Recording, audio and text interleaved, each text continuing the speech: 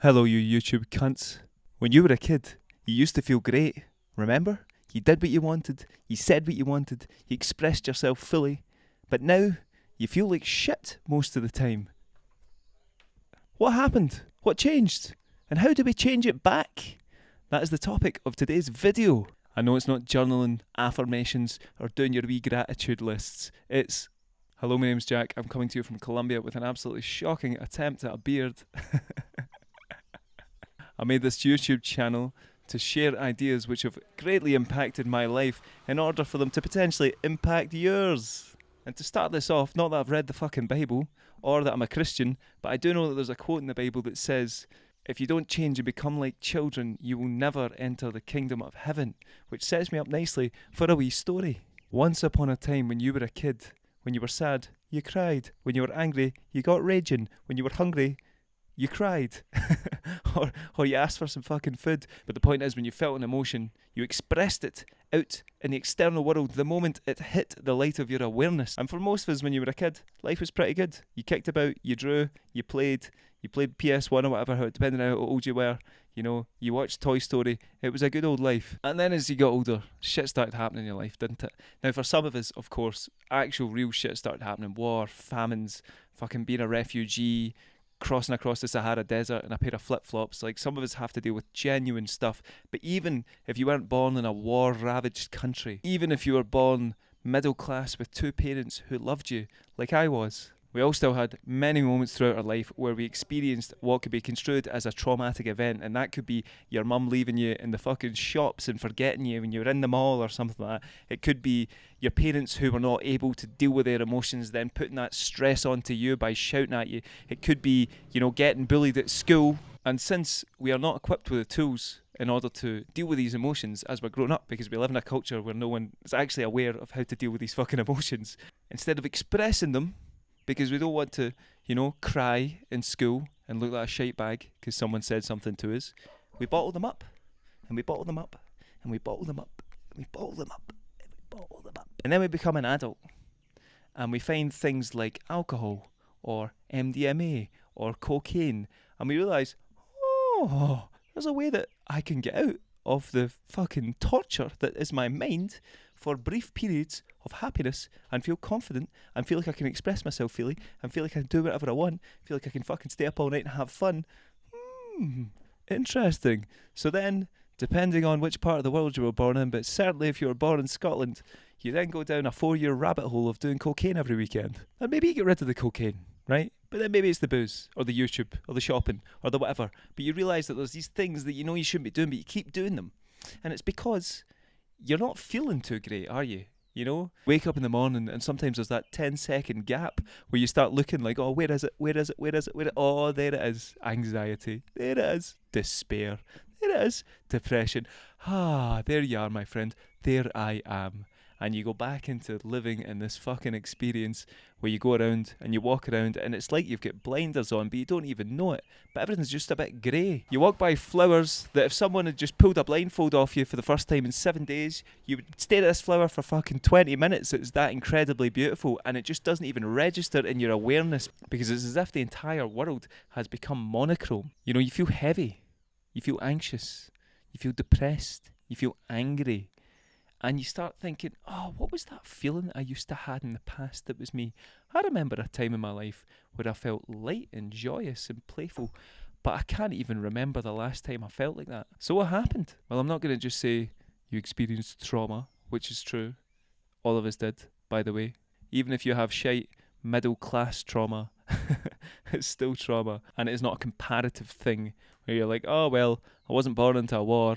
If your experience of reality has been fucking anxiety for 20 years, then that's a fairly traumatic way to go through life. And sometimes it's easier to face these large external obstacles because then there's something that you can point to and overcome rather than just this like gradual gnawing away of your mental health by your own fucking thought patterns. To give yourself a break. But what happened was that all these emotions that we haven't been able to process throughout our entire life just got like built up and built up and built up and built up and built up and built up inside of our physical being, inside of our nervous system, literally stuck in the cells of our bodies. There's a trauma expert, Peter Levine, who says trauma can actually be found in the cells of your body. People think it's mental health, but it's not mental health. It has nothing to do with your mind. Your mind, the thoughts, the racing, the anxiety, the depression, the lack of self-belief is the effect, the cause of which is the sensation and the feeling that happens within your body. What does anxiety feel like? It feels like this, white noise of static that runs all over your body and your mind. It's a feeling primarily,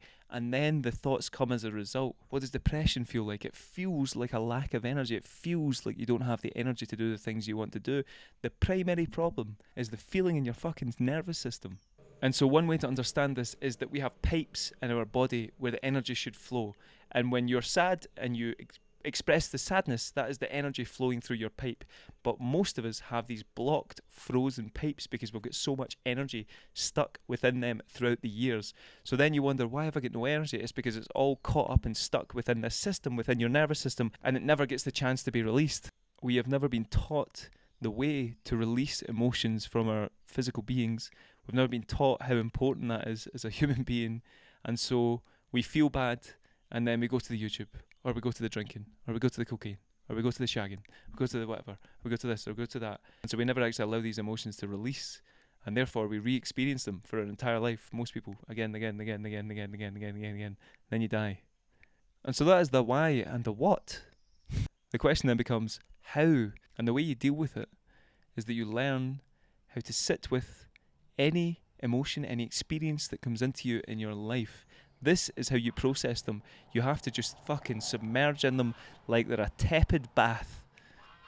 You have to get your rubber ducky and put in your bubbles in there and just soak in it for as long as it wants to be experienced. And sometimes these things want to be experienced for a while. For example, last week I was doing this, and for 2 days what came up were these deep emotions of sadness that had been stuck within me. And the way that felt was like a vibrating kind of, as if there was like a vibrating force that was lifting my chest, that was lifting my thigh skin, that was lifting my knees, and was just kind of like...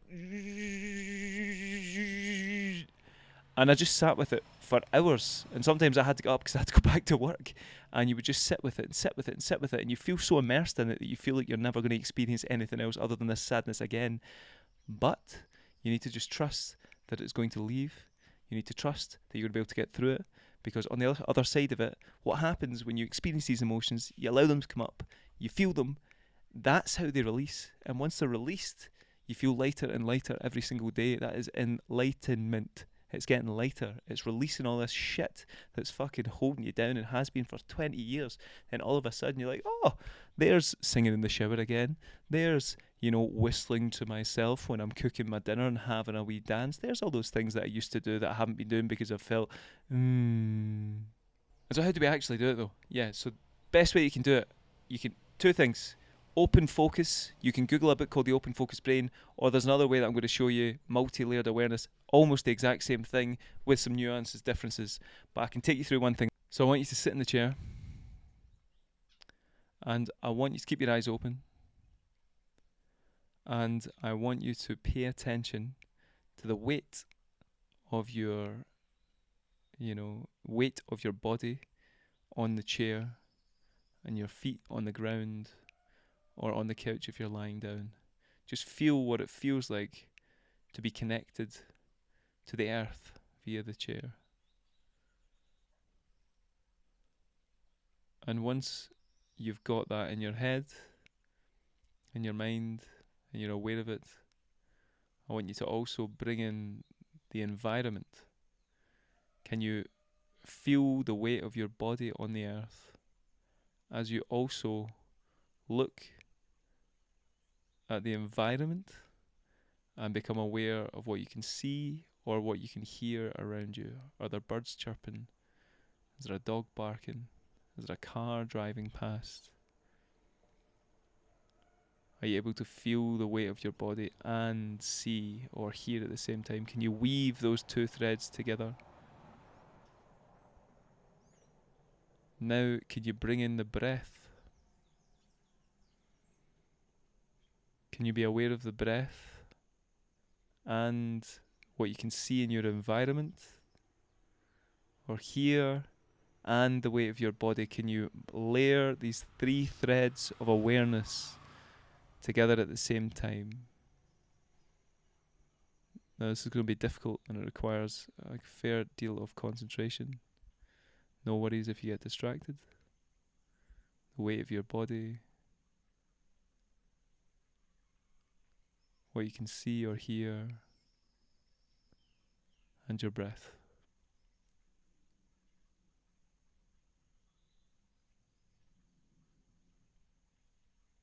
Just sit with that for a second.